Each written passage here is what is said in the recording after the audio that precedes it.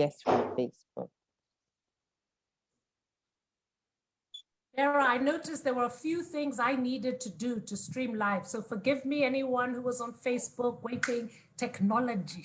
But trust me, next time will be happening. So hopefully anybody with us on Facebook, Lady Vera, can you check? I think we should be live and running on Facebook. You can see us? It says meeting is now streaming live on Facebook. There's a banner. Wow. Fantastic. Yes. So, but those who are joining us through Facebook, hopefully will let us. Muriel is our social media officer who will hopefully also keep an eye on us for us. So Muriel, do let us know if there is any issue. Okay, just confirming.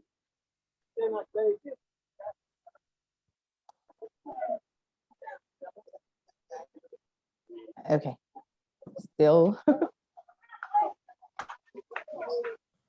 Vera, don't worry, let's go ahead. Muriel will help us with that. All right. I'm excited to get going. Okay. So yeah, today we are ahead. excited to come your way once again. And we have something juicy coming up.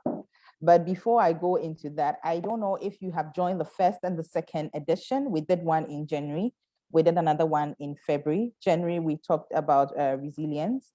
And February, we looked at loving yourself and leading better. If you haven't watched those two, please find the videos on Facebook and watch them. We'll look forward to your comments and suggestions. Today, I have Taaka. And Taaka, you know, but today I have another special guest. Her name is Edith Nsubuga Kasekendi. Nsubuga Kasekendi. Hey, happy hour. Now, Edith is joining us for the first time, but she's a very special guest because of the topic that we are discussing today. So indulge me, let me read her profile, and then we would zoom into the discussion for today. So Edith Nsubuga Kasekendi is the CEO and a human capital and talent management consultant with Inspire Talent. She is an experienced resource professional and a solution-focused coach. She has over 20 years hands-on experience in human resources operations, strategy, policy development, staff retention, staff engagement, and talent management.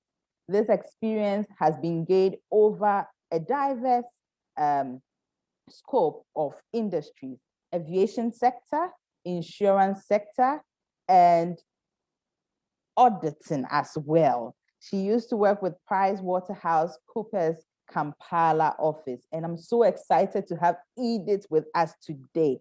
My lady, how are you?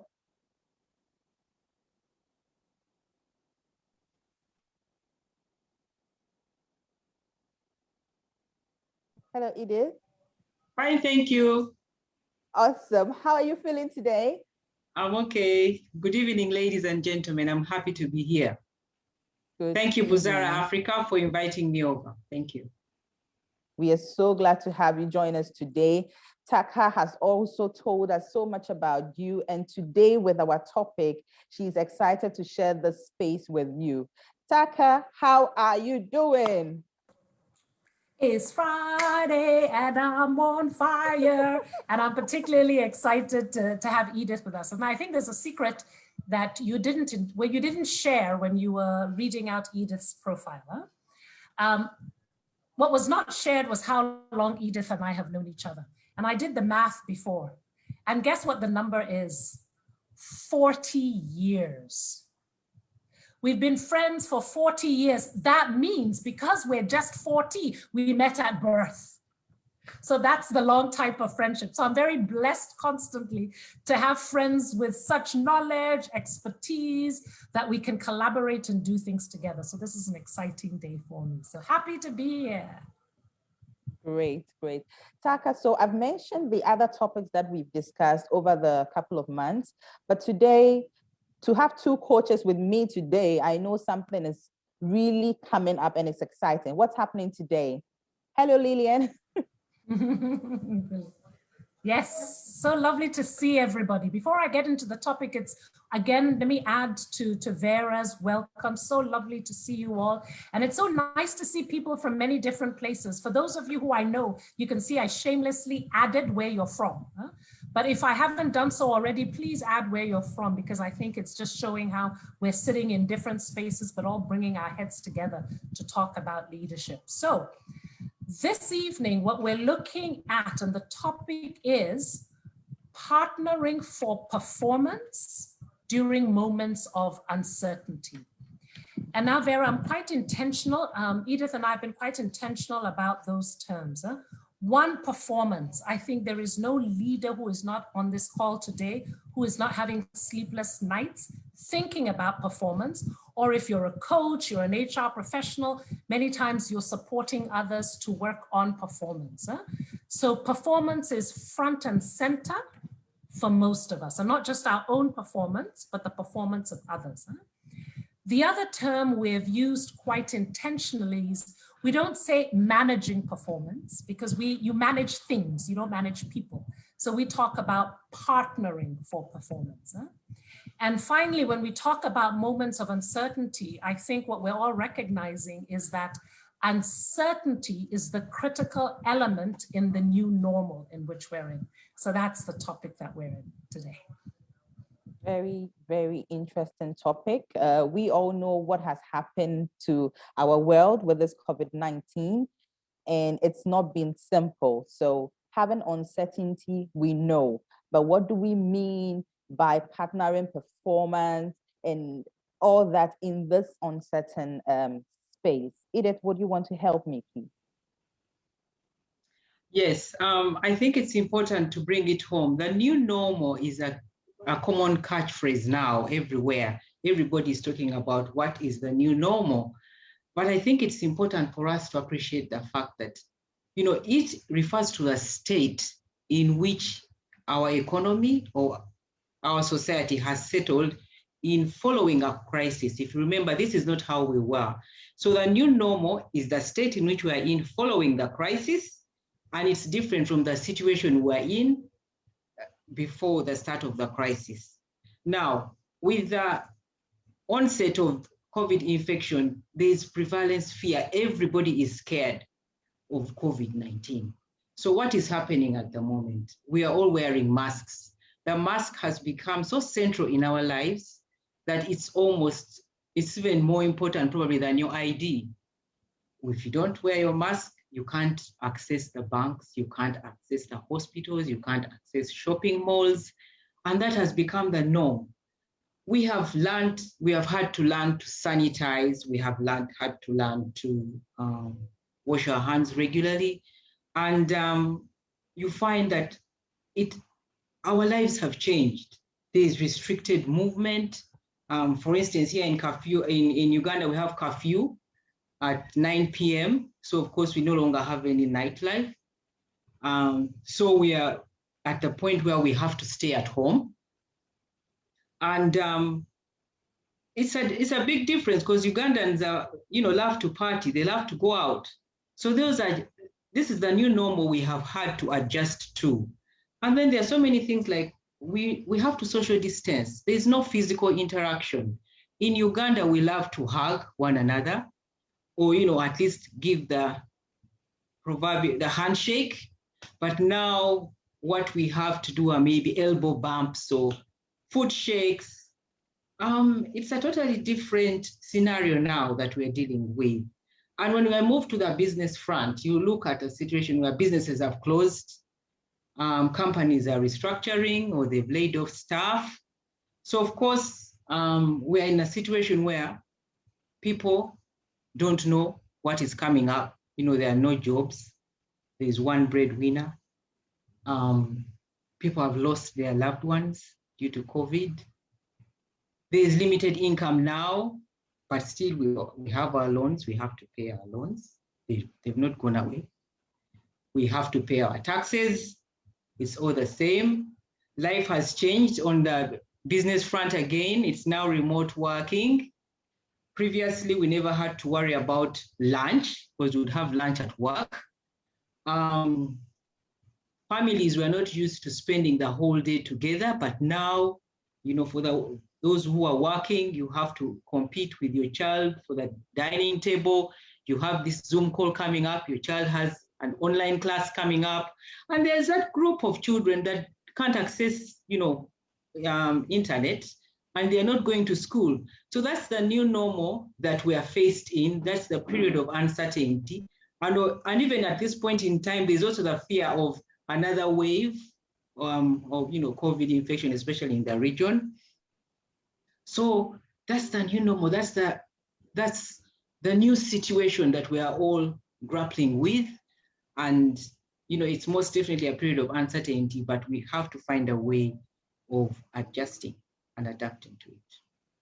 Oh, thank you so much, Edith, for this. Now, we know that this particular topic is not too far from us. Each and everybody watching us on Facebook and those joining us on Zoom can easily relate to what Edith mentioned. We are all in this period of uncertainty, and it is time to talk about performance. My lady Taaka, how is this uncertainty linked to performance? Okay, and thank you, Edith, for elaborating what are some of the things that are creating these feelings of uncertainty. I think what we've all seen and probably experienced is that it's hard for us to perform when we are feeling anxious. And what the uncertainty brings out are feelings of anxiety, fear, worry. Edith, for instance, talked about how many companies are restructuring. We're working with a number of clients, for instance, that are going through transformation, restructuring, reorganization, and that's made people seriously anxious.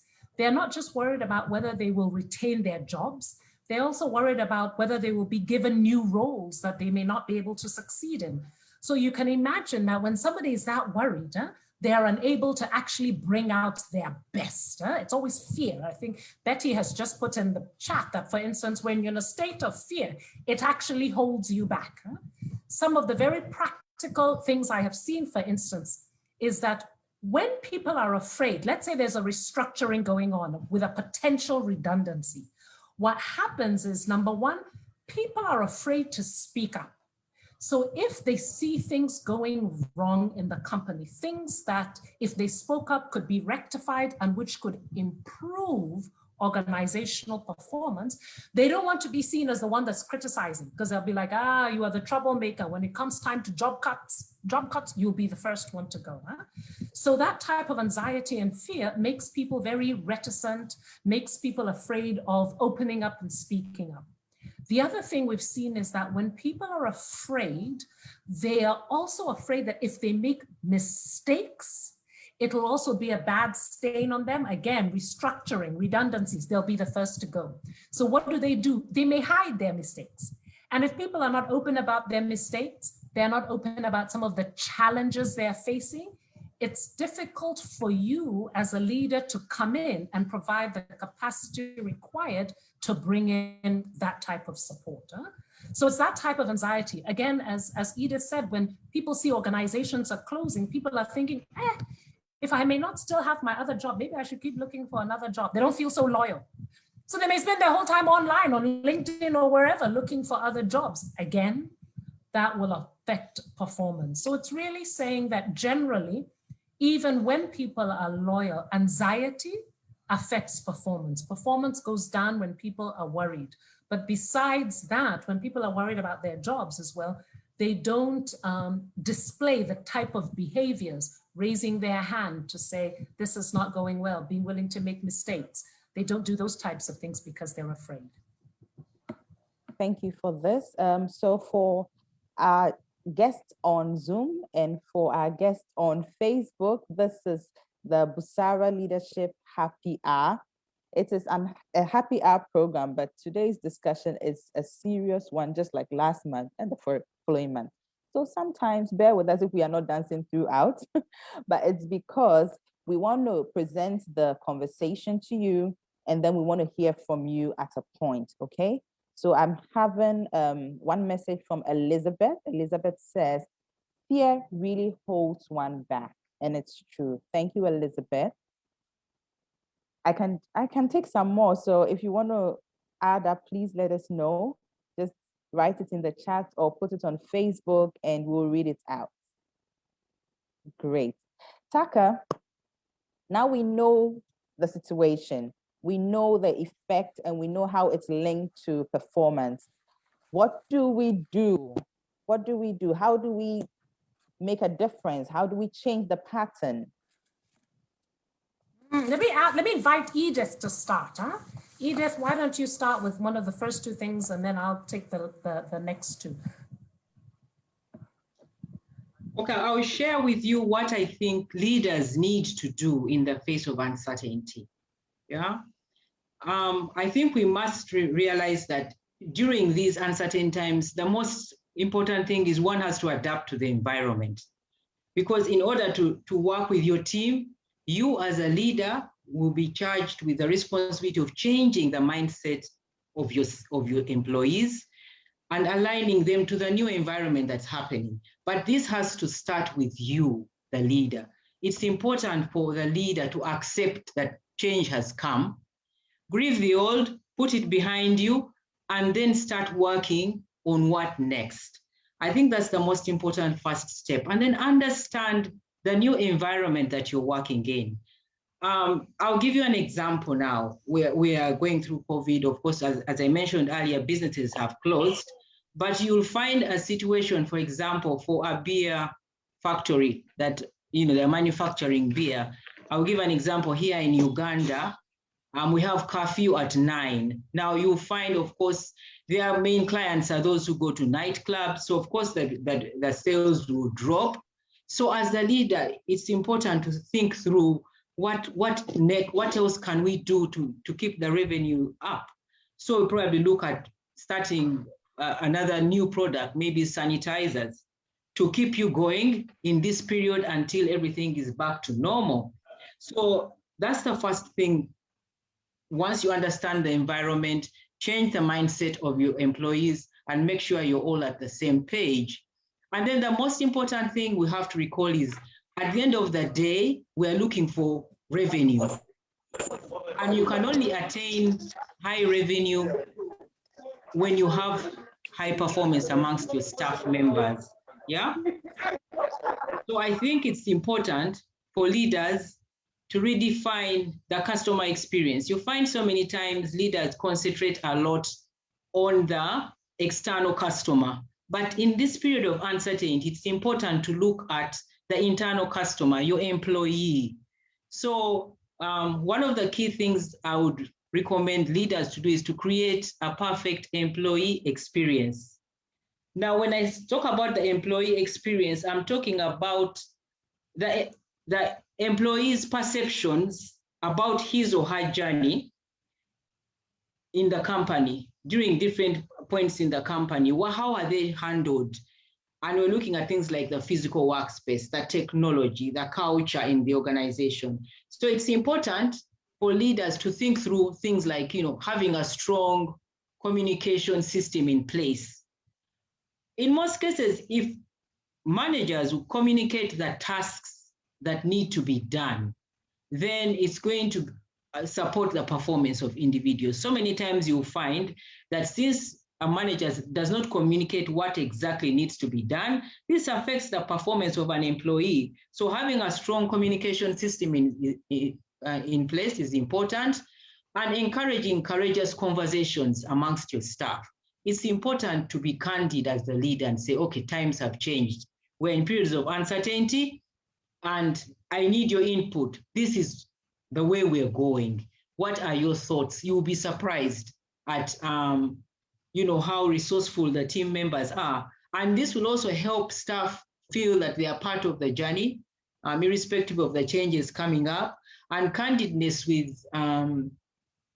from the leader is important because, of course, staff are used to certain things, like they used to have mileage allowance before, but now they no longer have to go to client premises. Everything is done on the internet or Zoom calls.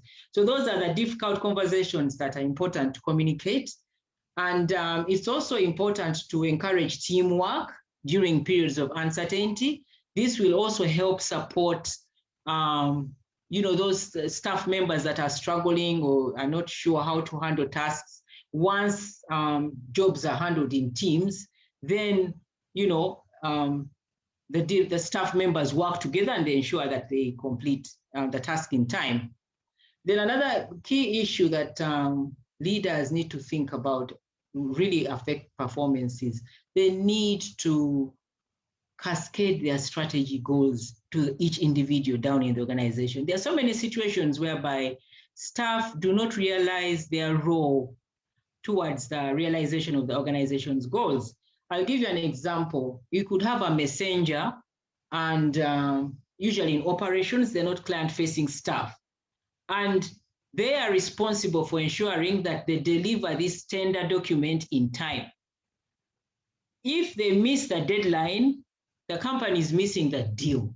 So it's important for them to appreciate their role. They may not be the ones doing the technical stuff, they may not be the client-facing people, but they have a key role to play. So once staff know what their role is in a company and how they contribute towards an organization's goal, of course, it's going to ramp up the performance. Nobody wants to be the one to have let down the team.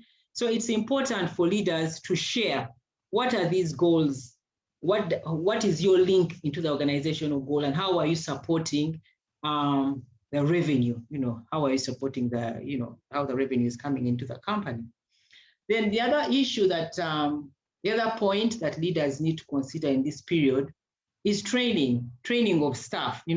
At the end of the day, if you share staff, if you avail a platform where staff can share their knowledge, skill sets, resources, then it's just going to make it easier, because so many times performance issues may be a situation where they don't have the skill sets that are required, okay? So creating a perfect employee experience is important. Flexibility is key for leaders, especially in this period. You find staff members who may want a variation in their working hours. So it's important to listen to them. Somebody may prefer to work early, start work early in the morning and end early. Or you may find the young people with young families, they need to balance it with looking after their children. So I think it's important to look more at the delivery of results and ensure that you have a good working relationship with your staff, okay? So another thing that I think is important that needs to come out is, at the end of the day, all these employees need to be recognized and rewarded. In issues of performance during uncertainty, as we mentioned earlier, people don't know whether they'll have their jobs tomorrow. So there's nothing that helps boost performance like if someone is given an award, or if someone hits their KPIs or hits their sales margins and they're recognized, they'll even work harder to try and attain the same, you even surpass what their targets are. So it's important for leaders to remember to recognize their staff. They should also consider, conducting, pulse surveys where you ask staff to share their thoughts so that you understand where they're coming from. And at the end of the day, once you have that dialogue, life is made easier because you're working together as a team. Yeah. During periods of uncertainty, leaders have to remember, I've been talking about the employee experience, but I'd like to shift our thoughts to the need to look at the vision and mission of the company. It's important to revisit your mission and vision, because how you started 2020 is not how it ended. Now we're in 2021, it's a totally different ballgame. You will find, in light of the new normal situation, things have totally changed. Are you still dealing with the same product? Do you have a new line? I'll give you an example. I was watching a documentary a while ago, and this gentleman had set up a new entertainment spot, and his vision was to be the leading entertainment spot in the next 5 years. So now, this was January, then COVID came in March. So you wonder now what next? It was set up, everything, all the lights, the what, and they were, the person was at crossroads. What next? He has everything set up. But now we have curfew here in Uganda, so there is no night clubbing, no dancing. So these are situations where, every leader has to go back to the drawing board and say, okay, how am I moving forward? So in the same breath, it's important to review your organizational strategy. You find most companies, do annual plans, but now you can no longer plan long-term. Most companies are now using a bite-sized approach where you do like project by project. And, with the influx of remote working, you can't know. We have things like your go-to-market strategy. What's your go-to-market strategy now? Previously, most companies used to interface with clients, used to do physical visits, but now the approach is through the Zoom calls. So of course, we really need to go back to the drawing board and determine how are we going to raise our revenues, to be able to remain visible in our clients' faces. I cannot end without talking about our leadership style. It's important to talk about the need to adapt your leadership style, to be more empathetic. Most leaders used to have the task-oriented approach. You have to do this, you have to do that, but we have to be more empathetic. Exhibit a strong level of emotional intelligence now, because the people you're dealing with, someone has lost somebody, someone has a patient, and they have to deliver. So it's important to exhibit, to show care, because this will build trust. Yes? Now, this particular word of care actually looks like it's going to answer the question from Dorothy. Okay. Because her question really needs care. But before that, I want you to finish with that line, and then Taaka will add up a few more before we take questions as well. So everybody joining us, I hope you're enjoying the show. I hope you are really enjoying the conversation. Edith, please go ahead. Okay. I was talking about empathy, which is a challenge for most leaders. It's important for us to remember that the people who are working to deliver the revenues are actually going through a lot. So handling them with care will actually help you help build trust and loyalty, and then they'll be able to deliver because they will value the relationship they have with their employer. So it's important as the leader to drive the dialogue and listen to your staff, building understanding, get input on what will enable them to work more effectively. I mentioned flexibility earlier on. This is really what it means. And I think it's important not only to listen, be vigilant and respond. When we talk about, what their challenges are, look out for a person change in attitudes, behavior. They may be going through something, but respond and, do something about what they have shared. Don't just put it aside. And I think it's also important to delegate to junior staff, empower your staff, because at the end of the day, once they're empowered, it also helps them grow professionally, and then they'll even perform more. Because if you give an employee an opportunity to do something they are passionate about, then of course they are going to perform because they are looking at moving up to the next ladder. So at the end of the day, what you're looking at is ensuring that, you progress and revenues go up. So it's a relationship that really needs to be managed. And the other thing probably I can think about is leaders need to remember that we mirror. Employees look at us as the mirror, like you need to act calmly and humanely. And even in situations of uncertainty, when you don't know what next, it's important to remember that employees are looking at you. So if you start panicking, then things are just going to go in a disarray. So we really have to be conscious of this and, be humane, smile if you can, because staff mirror your behavior, okay? And then it's important to reach out to those who are struggling with shock, grief, or anger. Empathy is key. I cannot overemphasize that, yeah? And then allow me to talk about setting expectations, and then I'll hand over to Taaka. One of the key things that leaders overlook and it actually has an impact on the performance of staff, is the setting of expectations. So many times you'll find it gets to a performance appraisals and someone didn't know that these were their targets, these were their, what they were expected to do. It's important for leaders to agree on the goals and targets for your employees. That's the crux of performance, actually. If you're going to review them weekly, or you're going to discuss fortnightly, monthly, discuss this on the onset, sign off, document, so that both of you are on the same page, and then leave them to work towards attaining those targets. That's, I think, a very important thing. And then you need to provide clarity on how you want the tasks to be done.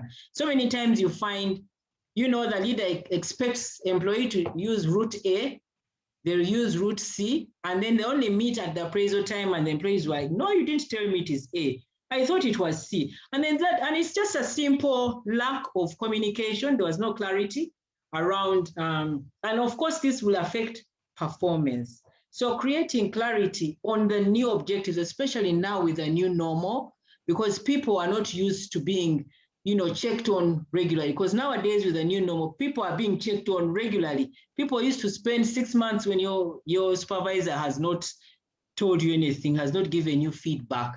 But by the way, feedback is key in this period of uncertainty, because you're able to nip anything in the bud before things go out of hand. So I think the most important thing is employees need to know how they contribute to the goals of the organization. And then this is going to help support the performance, performance of employees. Thank you. Let me hand over to Taaka now. Yeah. Wow, Taaka, the masterclass that we're going to have for this particular session is going to be beautiful. Yes. Wow, yes. it is. Thank you. And thank you, Edith. I think, yes, indeed. Those of us who have joined us here on Zoom and Facebook have just gotten from Edith a wonderful taster of a masterclass we have designed and will be launching very soon. So please stay tuned for that. If you're interested to learn more, Lydia will put on the chat our website. So please do subscribe to the tribe so you don't miss the latest news on this masterclass. But I would like to, Vera, with your permission, I'd like to answer so that we get some engagement, answer 2 questions that have come on the chat from Elizabeth, who we call Betty, and from Dorothy, because I think they're really connected. Because for those who can't see the chat, particularly those who are joining us on Facebook, the question that Elizabeth asked was, how do we conquer fear? I think she raised that in response to the fact that I said during moments of uncertainty, what we often face is a lot of fear. And I think closely related to that, what Dorothy is asking is, she says, how do leaders prepare the people we have to let go and at the same time manage internal morale, particularly in this post-COVID change in a minute environment? And I think those are really spot on questions and very much interrelated. And Edith actually touched on a number of things that are critical, I think, both as a leader to manage fear, and even as you have to let people go. I know we're working with a number of clients who are facing this type of situation. The first thing I would say you have to do is to be open about the emotions people are facing. Not just people are facing, but open about the emotions that you are facing. I think Edith mentioned that as a leader, you're a mirror. People, you role model how people are feeling. Now, if I'm to follow Edith's counsel around being calm, being collected, because people are looking up to me to think, if this woman looks afraid, it means the business is collapsing. It means, therefore, I need to do the inner work. I need to get my support team in place so that when I show up to my team, I can appear calm and collected. So first, I mind my own emotions. I'm open about my own emotions. Second, I'm open with the emotions of what my team is facing. In order to be empathetic, as Edith said, I name them. It's empathizing. Said, I know you must be scared. I know you must be worried right now. I know you must be nervous. I know you're going through a rough time right now. Things have changed. So it's recognizing what people are going through. The second big one, particularly if it touches on a situation where you have redundancies, you have to let people go, or you're going through some type of restructuring or change process, is about being transparent. I can't tell you how many times I've worked with clients where staff are struggling because they're like, as for these leaders, we don't know what they're up to. We don't trust them, because issues of trust keep coming up. And when people are nervous and scared, often their default mode is not to trust. Their default mode is to think management is going to take care of themselves first, because that's often been their experience, and take care of, quote unquote, the little people last. So I think as a leader, it's so important to be transparent, to be open about what you can be open about. I think even Edith talked about the importance of communication, to be able to say, this I know for a fact, this I don't know, this I can share with you, this unfortunately is confidential, I can't share with you. So that kind of transparency is critical, and that constant communication. Because as people are going through, if you have to let people go, if you have to make those really tough decisions in this COVID stage, and I know clients who've had to make those tough decisions, you're letting people go, particularly you can imagine in an African situation, there's no serious safety nets. You may be letting somebody go who has 5 people who are dependent on them. In that case, if they have to be let go, but you have gone through it in a transparent process, in a process that's in alignment with the values, then your people will be able to say, you know what, I'm not happy, but the process was fair. As opposed to, I'm not happy going and I really don't trust the process that let me and others go. So I think that transparency, openness, change with values is important. And finally, I would add, if you have to do this, is about providing support. As Dorothy said, in these kinds of new normals and these tough times, people need, as Edith said, they're grieving, they're worried about health issues.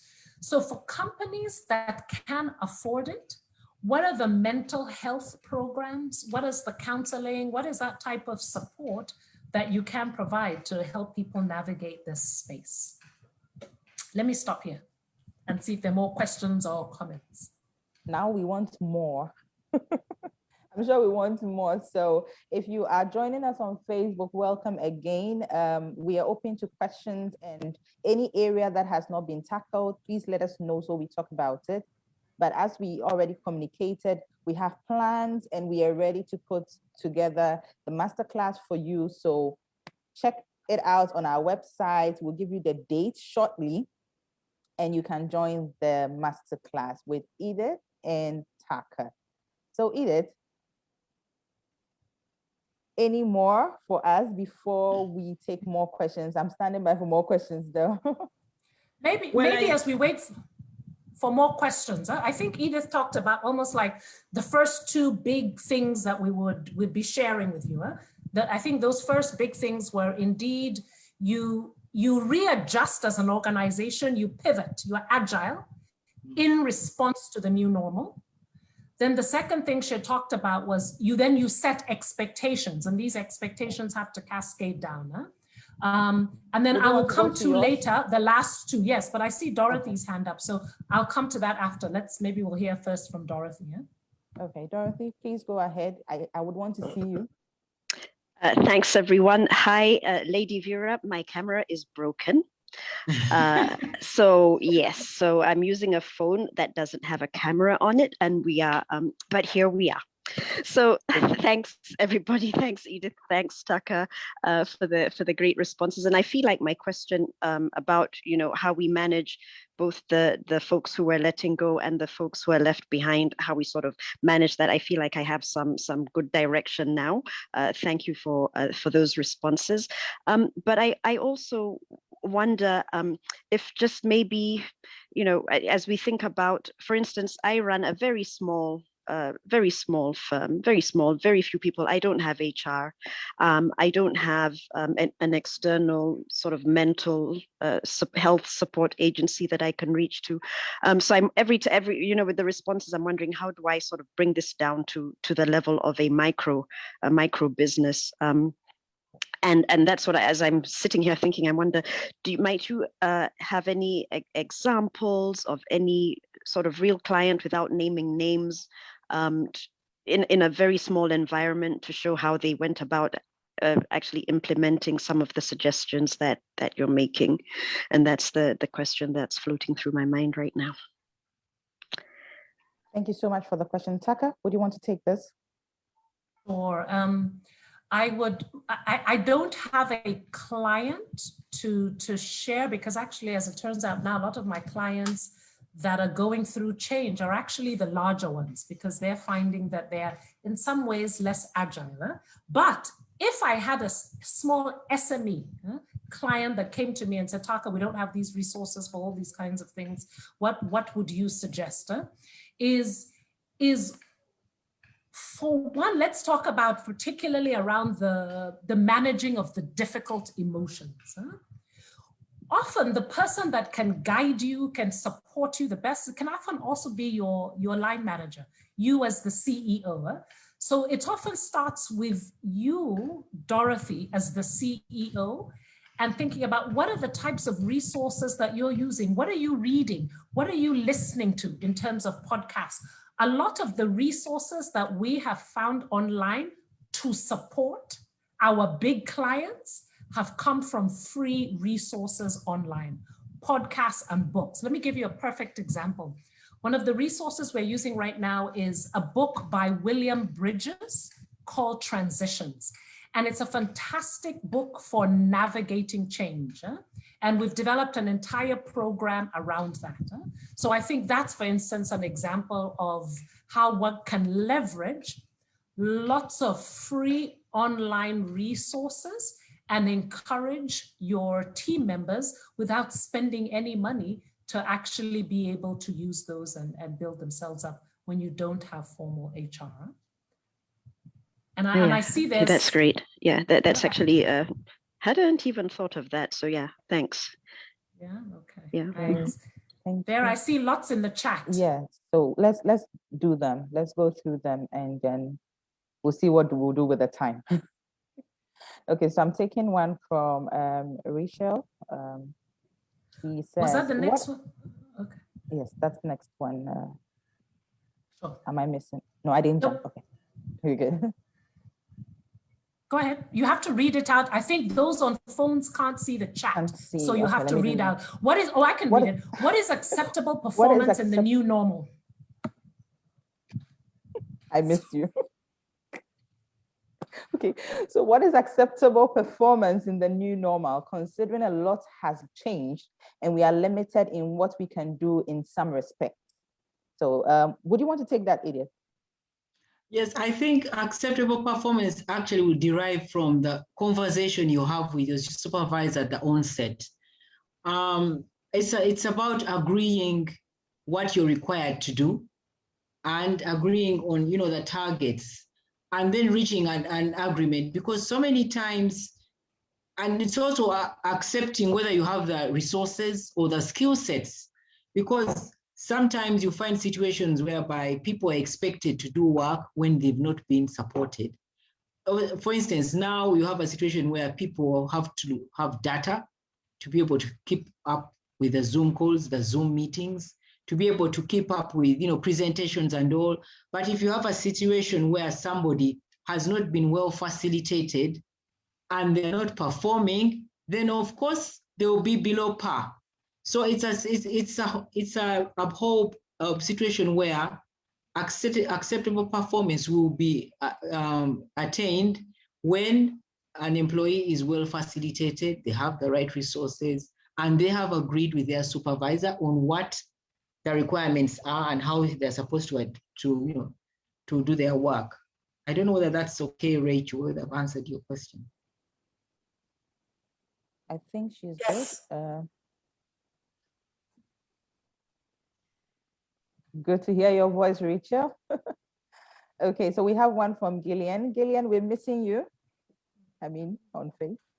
So how lenient, forgiving should you be of underperformers during times of uncertainty, such as we find ourselves in right now? Should we still hold them to the same standards, or Taaka, this one? Juicy, because I think this is the big, you remember I said there was two other areas I was going to bring in, the last two almost like modules, and I think responding to Jillian will be able to bring those in. There's two things I think you need to do before you do what I call getting people off the bus, because at some point you may need to get people off the bus. The first is what Edith alluded to. You need to provide all the support they need to perform. So once you have given them the infrastructure, you're sure they have what they need to perform, you've been empathetic, you've supported them, you've given them chances, you've re-agreed and renegotiated the standards given the new normal. Once you do that and they're consistently underperforming, I think it's time for those crucial conversations. Because I think we all need to be mindful of the fact that there will be some of what I call our beloveds who will take advantage of this new normal. They will take advantage if that new normal is working remotely, if the new normal is whatever. They will use that as an excuse not to perform. And some of us as leaders, we feel so bad. We're like, how can I fire somebody during COVID? They won't find another job. And so we avoid doing that. And they know it. So they take advantage. So it's really saying that your leniency or your forgiveness goes to a point where you have done everything you can on your own part. You have done all the proper documenting.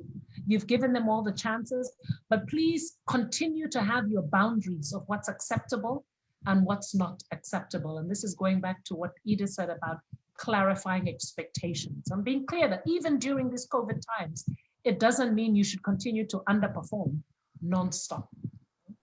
Thank you so much. Now, this particular one from Jude, I will take one response from Edith and I'll take one from Taaka. We want more. So Judith says, what do you do when the team you are leading feels you are not representing them well, or you are not making efforts to inform your top management about the effort they are making to generate results in these difficult times? So, okay, Taaka, you start and then Edith would add up. Why am I starting now? I just finished. Let Edith start. Okay, it's okay. It's okay, let me start. Yeah, I think in situations where... No, I'm good, I can start. I think when you have a situation where the team is not happy with you, I imagine this question is really around a manager who's probably not, the team feels they are not, doing what they're supposed to do, their efforts are not being recognized. I think it's a situation where it's important for them to organize probably like a survey and get people to talk and put things pen to paper. Sometimes it will probably give you the insights as to how you can handle, because so many times when you're in a leadership position, people may not communicate their feelings or their thoughts, and then they assume that you're not doing what you're supposed to do. So I think if they were given an opportunity to fill in a questionnaire, it could just probably be 3 things: what is going well, what is not going well, how can it be done differently? And then you get everybody to respond, and then it will give you an idea as to what the way is forward. Because in this period of uncertainty, it is not only the leaders, it's not only the employees that are struggling in this situation, even the leaders are struggling. You have a situation where employees are working so hard and they're delivering. And yes, the leader can see that they're delivering, but these are uncertain times. The leader has to make decisions, and they may not be ready to share whatever decisions they're making. And there's a communication backwards and forwards there. So I think if this information is put to paper and a discussion is held, I think it would help, clear the air, and then they'll be able to map a way forward. Because you may find that there are probably gaps, there are loopholes in the issues, and people are not really coming up with the key issue. And the manager is probably in the dark, and they feel they are not getting a fair hearing. I don't know whether... This I is, think there's more I'm to hearing add you. to Taaka. Yeah, this is a tricky one. And thank you for this, Jude, because I'm not sure I have an easy answer. I bet you when I'm done, I would love for you to unmute and we hear a bit from you. But because I've seen this situation, I've seen it with a client where, for instance, a sales team, the sales team have their targets. They feel that with the new economy, things and the changes, their customers are not buying, but their targets have not been adjusted. They speak to the sales manager to say, please talk to management up there, to say, can you revise the sales target because things are not the same. But they're finding that management is saying, no, if we're gonna survive, we need to keep pushing harder. Yeah. So when the manager goes back to the team, they're like, are you sure you're communicating? You're pushing us too hard. We're not sure you're truly communicating.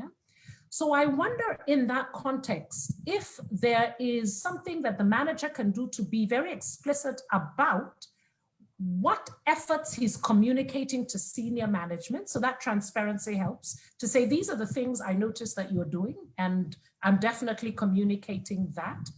But also, as much as he or she is pushing targets, because he's also part, the pressure's coming from top, he or she is pushing targets, but as they're pushing, they're also providing additional support and getting creative about that. Because I think when people feel under pressure, like, oh my gosh, you're just really keep pushing us, it's also if they're also feeling that, but you're also finding interesting, innovative ways with limited budget to enable us to achieve those targets, you're on our side. But it would be lovely to hear from Jude a little bit more about that. When people ask questions, they often have an idea of the solution. Jude, are you able to unmute? I was just going to say that. Jude? Hello. Hi. Hi. Okay, can you hear me? Very well.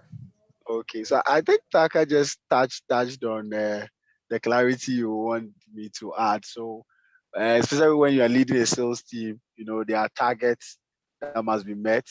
And of course, with the times in which we are, there are sort of restrictions. You can't get too close to people, clients or prospects are also concerned about their health. So reception is not too good. But, when they come to the office, I still have to, be monitoring, be evaluating, finding out what's happening, whether they are meeting targets or not. And, right when we're having meetings, the feeling you get from them is that, we are putting in our effort, but it looks like we are not informing management, that we are making effort, though we've not been able to get the kind of results you want us to get, but we are really pushing. We are going beyond, the limit in these difficult times. Spot on, Jude. Yes, so thanks for that elaboration. I mean, there's maybe three things, and then I'll see if Edith wants to add on, and I know we're coming to the top of the hour. The first thing, Jude, is to really, you're almost the bridge between top management and your team. It's being able to clarify to your team why management continues to push on these targets. What is at stake? I think Edith talked about when you're at the front, but you understand how what you do matters so much to the top, then you realize it's tough, it's hard, but this is why I'm struggling to reach that target. So maybe that's one. The second then is about how you support the team with that empathy that Edith talked about, so that as much as on one hand you're monitoring, you're on their neck, but on the other hand, you're balancing that with a leadership style that says, Charlie, I know it's not easy. Let's put our heads together to think of the fact that you can't go out there, you can't interface with clients, but what are other ways? Let's be agile. How can we pivot? Because it's pressure, but I'm with you. It's that type of thing. So they feel that you are not just the messenger, the slave driver with a whip, but you're there to support them to bring out the best because they are so important. They're so crucial to the business. I don't know if Edith wants to add on. I think the first line where he says, what do you do when the team you're leading feels you're not representing them well?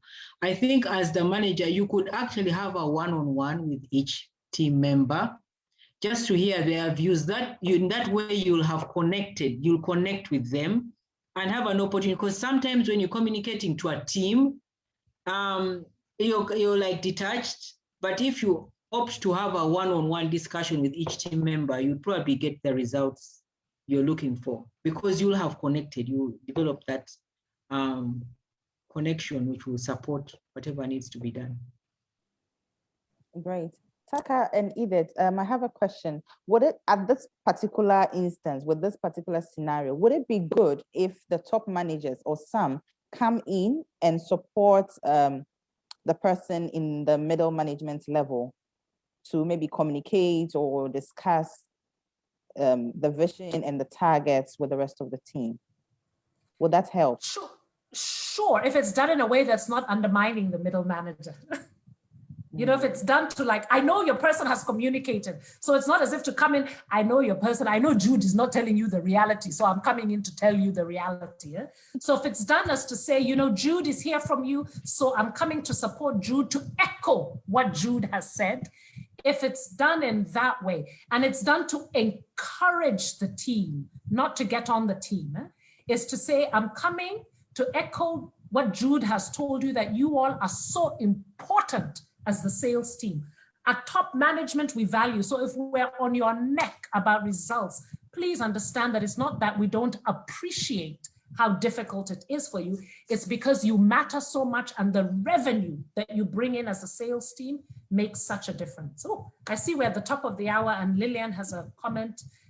Sometimes it's one person in the group sowing seeds of distrust. So those one-on-one meetings could be useful to see how individuals really feel. Yeah, spot on. I think she's affirming Edith's suggestion. Yes. Back to you, Vera, to close us out. Okay. This has been so really juicy. I wish we had some more time, but yeah, you and I know we have done 1 hour today. So normally we do just about 45 minutes, but it's been so interesting and we just had to continue. But we are not ending here. There is a masterclass that you can join. And so please stay with us. Check out on our website. There will be a link. There will be the time and the day, and then you can register and join us. Some final words from Edith and Taaka. I'll start from Edith, please. Some parting knowledge tips. Yes, I think, thank you all for, attending this conversation. It actually has been very lively, and, we've got some very interesting questions that made us even ponder more about the masterclass that we are working on. We're looking forward to all of you joining us. For those who are interested, please register with us, and we can have the opportunity to share more about our experiences and how to partner performance in this period of uncertainty. Oh, thank you. Taaka, some pattern tips. Although I didn't allow you to finish. No, it's not even tips. It's really a thank you. I think Edith has said it all. I want to say a special thank you to Edith for partnering with us on this and for joining us on this Facebook Live. And thank you to all those who have joined us on Zoom and on Facebook. We couldn't have these conversations alone. So your presence means so much to us. And please join us again. We need to do a group photo. Please, please, please, before we forget. A quick group photo. It's so fantastic. Yeah. So if you don't mind, those whose cameras are not broken, if they could please, Lydia will do the group photo just for the last few minutes.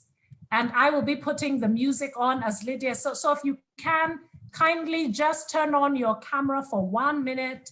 And while we close out to some music, please turn on your cameras if you can for 1 second so we can take the group photo. And after that, we'll see you on the 30th of April, the last Friday of April of the month, last Friday of the month, with Sarah Page. Cheese. Okay, cheese, look at you. And now we'll be doing our usual music to end. Thank you, everybody.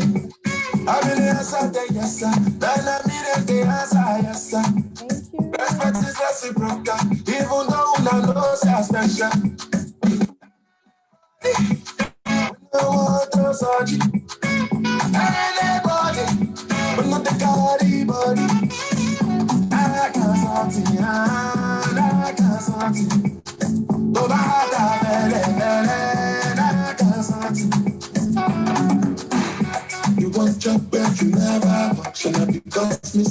I look you, they laugh, you go, pick it up, I shall no say the go, mama, I no say the go, when you know go pick the